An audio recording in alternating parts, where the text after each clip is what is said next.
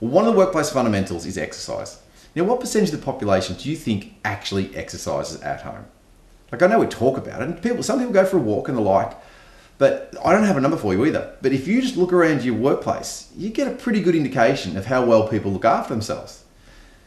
Now, what most people are doing, separate exercising, is they're living from one screen to the next. So they go to the computer screen, to the phone screen or whatever device they read from on the way home, to a TV screen when they get home. And then at work one day, they get asked to pick up a box or to utilize a ladder or something like that. And in that process of moving in a way that they don't normally move, they injure themselves. Now, do you think they're going to blame themselves for not looking after their physical strength?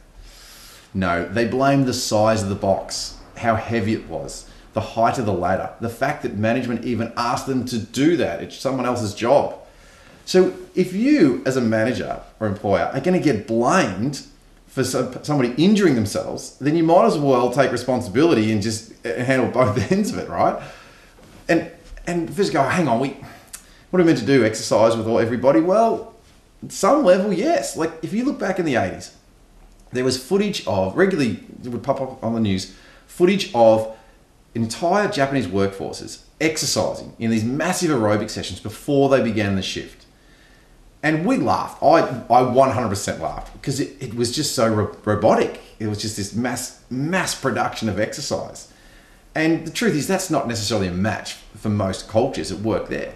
But in the early days, the Japanese were all over it. They knew that if they had a fit and strong workforce, they had better employees, and they knew that people wouldn't do it at home. They go, we're going to organize it for you.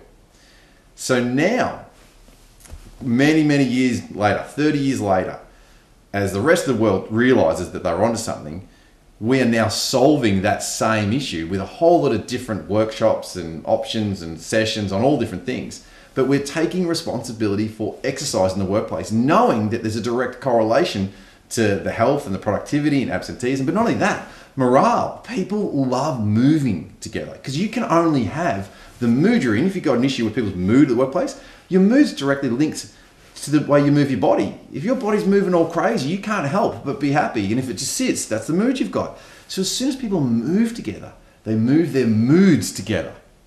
And that's not theory, that's the way it works.